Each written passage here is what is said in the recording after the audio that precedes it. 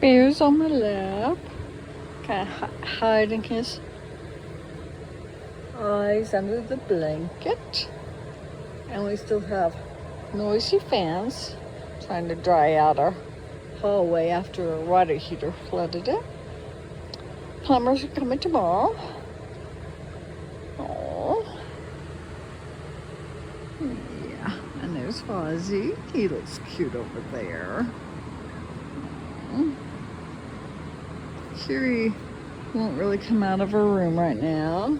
I tried one time and she won't go past the big fan. She went past the little fan, but the big fan was too scary. And I'll show you the ear. You see it? Oh, Venus up there. So hopefully we'll have hot water again tomorrow and get a new water heater.